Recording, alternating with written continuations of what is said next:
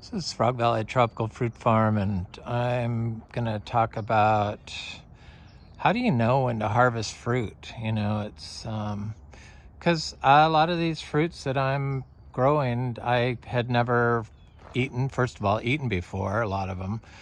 Now I have, and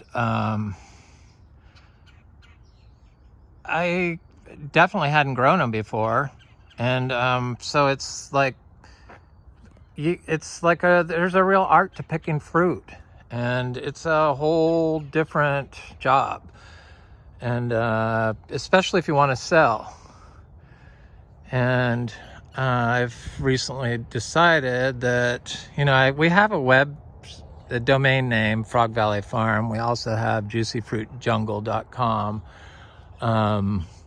but it looks like I'm going to have to do all the fruit sales too, of course. My partner they like their job.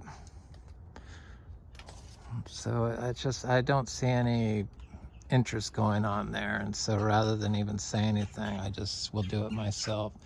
So probably the easiest way for me to do that would be to just open an Etsy store. And then I can add item by item and remove items if I feel uncomfortable, and not have to do the website. So this egg fruit, this delightful egg fruit tree, canistel tree, came from Garden of Delight. It's like a 6-inch tall graft about the size of this little tiny pencil-sized stick, like 6 inches long. And this is our walkway to our front door. And I had eaten raw sapote, so I liked them. In fact, we started Frog Valley Farm. My partner decided to do it because he ate a raw sapote and said, we need to grow this stuff commercially. So I gave it a choice spot, and y'all know I don't water, so I put this little graft and planted it right here. And the dogs, I used to let the dogs pee on this little cement thing here, fruit basket thing, and this thing just grew faster than all other egg fruit here. It also was planted next to, this is the area I discovered where if you plant a bunch of plants all close together, they all do really good. So this little area right next to the house where I dumped a bunch of plants that I had started planting, and it instantly produced the best soil on the farm. So I knew there was something to planting plants next to each other. And it made sense when you thought about three sisters, 3 seeds in a hole of 3 different things. It's like, I don't know, it just kind of clicked. And so was my inspiration for doing that. So I planted this little thing here, and it would fall over because it would grow so fast. I'm fairly certain it was because of the urine. When I talked about regenerative agriculture in the last 2 videos, it was during a time after I got that COVID shot, the 3rd booster, and I've been sick. I would take it again, but I think maybe I may have caught COVID right before that and didn't know it. And because it affected me, it shut down my bowels, and I have floating arthritis, and my arm hurt, and my arm hurts underneath still a little bit. And very, very, very slight arthritis, floating arthritis. It moves from joint to joint.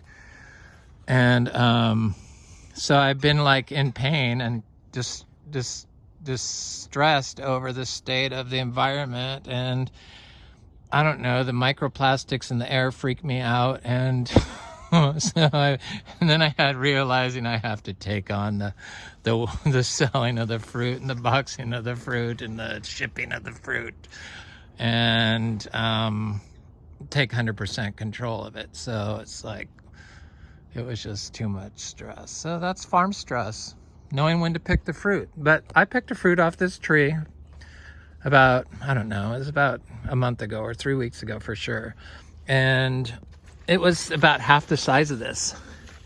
fruit. And so I'm gonna just cut it and I'll pick it up off the ground.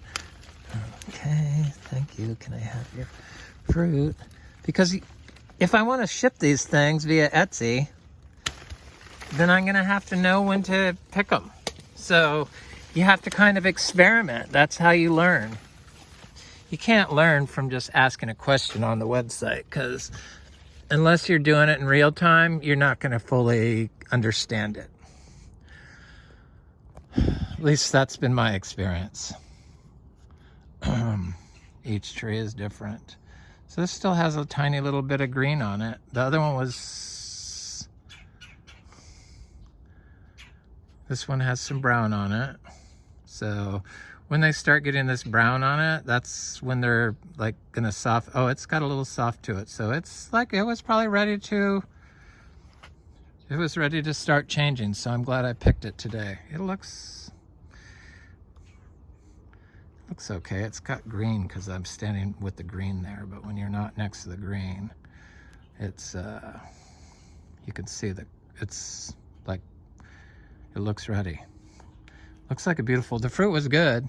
I didn't eat it because I was feeling sick at that time, so I didn't do that. I'm gonna set this over here on the porch. So there's another one on there. I'm gonna let it stay on the tree. On the tree. The trees produce fruit. They're just starting up, you know, because this is just our 6th year. I think that tree has been in the ground for 5 years. Never been... Well, I guess I watered it a little bit because it's one of the trees that got connected to the artesian drip because it was a nursery tree and is grafted. But we haven't turned it on since June, so this tree is on it, that achacha's on it, none of this stuff's on it, none of this stuff's on it, this coconut's on it, nothing in here is on it. But I put sprinklers on my licula palms. Heck yeah. So this stuff gets kind of wet. Water helps, it does help, but it's totally unnecessary. It helps if you have a degraded system too, I guess. So the thing I forgot to say about the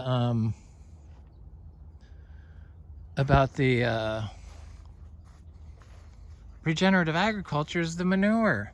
They removed there's no talk of manure or urine in agriculture, and that's the whole problem.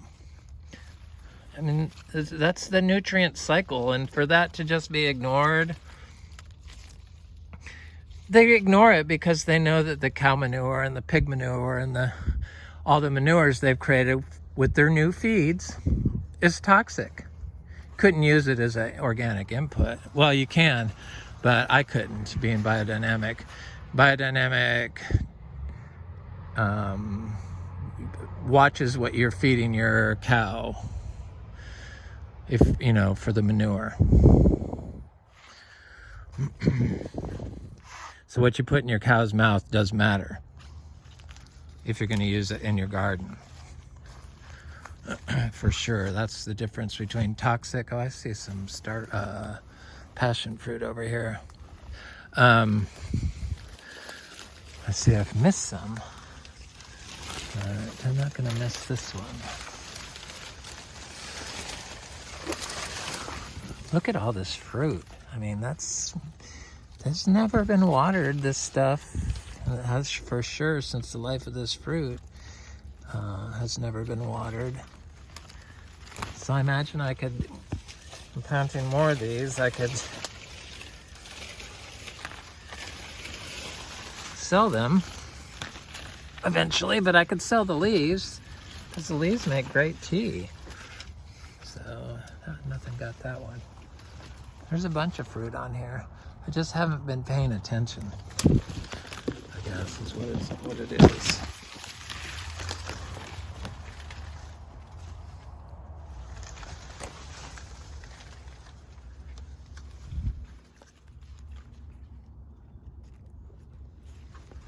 Haven't been paying attention. Yeah, so I don't, I'm going to take my time and put the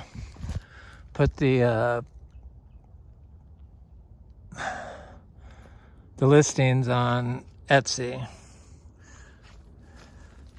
Because all our stuff is biodynamic and organic certified, and real organic project certified. Let's not forget them. They pay attention to the manure. Got to have ruminants in order to be real organic project certified. But nobody talks about the use of raw manure. It's totally ridiculous. You're gonna kill yourself with your raw manure. Oh. Yeah, if you're like getting pig slurry and spreading it across your property, you've been feeding them GMO corn and stuff for sure. What's that thing that increases muscle they put in them? They feed them? Oh. Yeah, I could pick fruit here. That's what I could do. That always cheers me up. I'm gonna go pick that citrus. So I've shown these orchids before, these Vanda orchids. People fertilize these. These Vanda orchids never stop blooming here. This is a scented one. They're gorgeous. So I don't understand why people are fertilizing these. All this stuff can be grown organically. So all those nitrogen fertilizers are pollutants that go into the air and the water. So that's what they do. I shouldn't take these molecular biology classes. I don't think that's helped my depression. It makes me feel like once the air reaches a certain point of pollution overload that we will cease to exist. And because that's where it moves through. It moves as gas and water. So that's, anyway, I just get depressed when I think about stuff like that. People don't notice plastics. I'm just as guilty. When I talk about stuff, I'm just as guilty. I'm just pointing things out. I mean, those are all plastics. I've gotten more wise to it, and I despise those black plastic containers.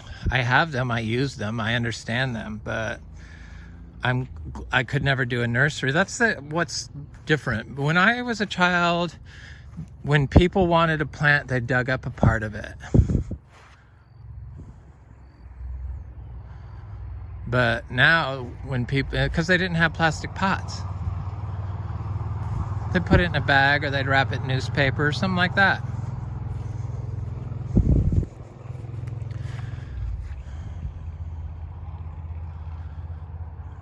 And everyone used terracotta pots. And so I guess by the 80s, when the plastics started coming out, the terracotta pots were still around. And that's when everyone was acclimating themselves to accepting the plastics as okay. And a replacement for the terracotta. This looks like a good spot to plant some vegetables, some greens on. Oh, get the lemons, Eric. I'm going in the wrong direction. Just was checking the cacao. Yeah, I used to satisfy my happiness with buying plants, but for some reason I can't find anything that I don't have already. Unless it's in like some exotic houseplant from Indonesia, and I only want as local as I can get. For houseplants.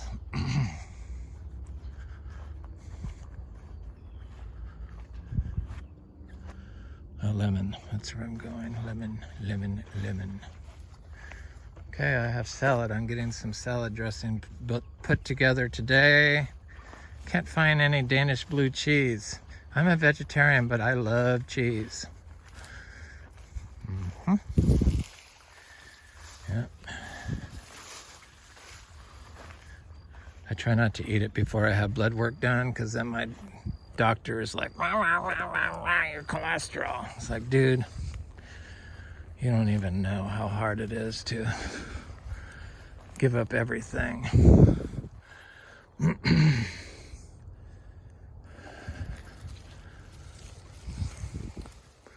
Black plastic pots is one of those things that's hard to give up, but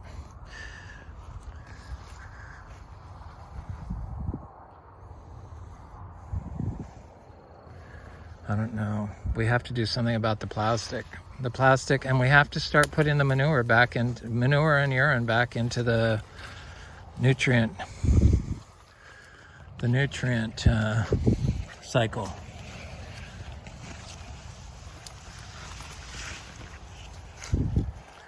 People forgot, like they forgot about terracotta pots.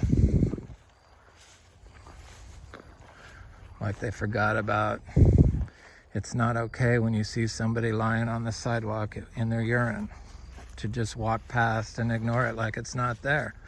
It's the same thing. We get acclimated to these things and accept them.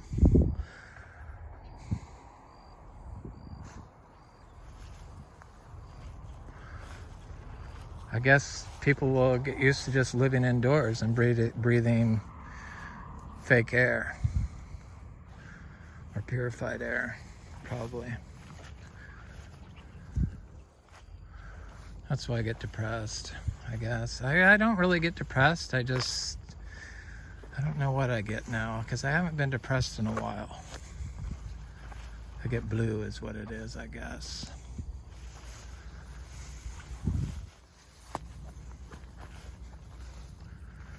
Yep, so here's our citrus. They're gonna be ready?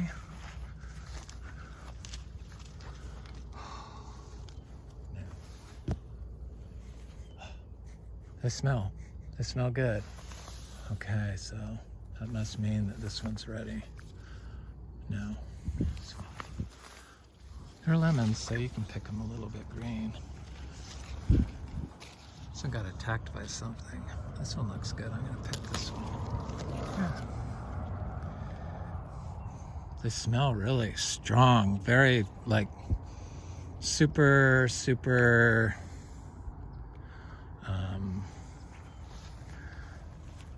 good citrusy smell. They smell good, like you should eat that, like for sure. This one's quite bigger. Weighs a lot more too. I don't know what settled on the top of these, but this is when the tree was like, when the fruit was sitting on the tree like this. So whatever got down on that came from the top down. So something settled on there. Because it didn't get the ones that were hidden. And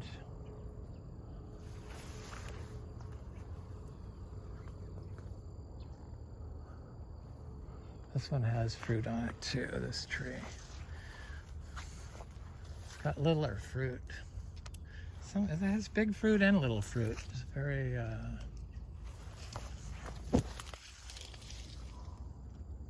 that one's like a quarter the size of this.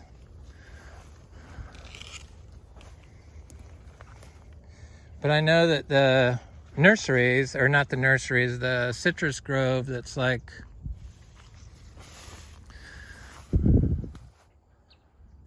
over there, it's quite a ways away. But they burn stuff every now and then. They haven't done it in a while, but they burnt while because I pay attention to that stuff. It freaks me out, and the wind blows this way, blows west to east. So I know that my neighbors burn their glyphosate weeds. So I'm sure that they have a citrus farm and they believe in sterile farming. So I know that they probably burn their chemical citrus they grow. Parts of it. You're not supposed to, but I don't know that for sure, but I would have to guess that probably something like that is happening, if not by them, another neighbor. There hasn't been any burning for a while, thank God. That's my vegetables that I just planted. They're coming up good. This is just on, you know, our daily 50-pound a day of manure mixed with a little grass hay and organic approved grass hay and organic approved wood shavings, both of which get used as bedding, soak up manure. And then I drop it daily. I clean the stalls and I drop it. But I don't put it in one big pile. I put it in little piles between all the trees throughout the whole property. So it works out to about 2,750 pounds per acre per year. But you have to time it when the fruit is not on the tree. I knew I was never going to sell this citrus, and I was just going to replant the good seeds. Because it's a crop that you don't have to even water here. And it's disease-free, and it doesn't require any special care. So I've been planting a lot of it. I only plant organic citrus seeds. I imagine I can sell these seeds on Etsy. But I think all these, unless I get tons of seeds in here, I'll do a taste test on this.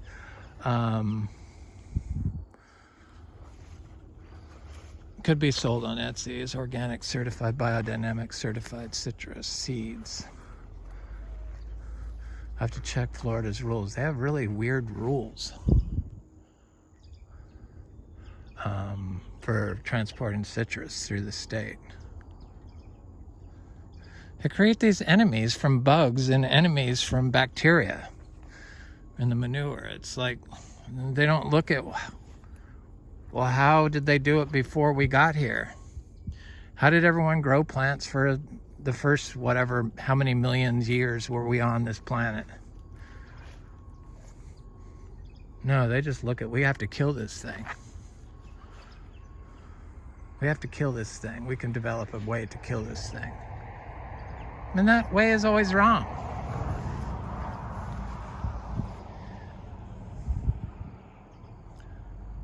Boy, that's a big rock of bananas there.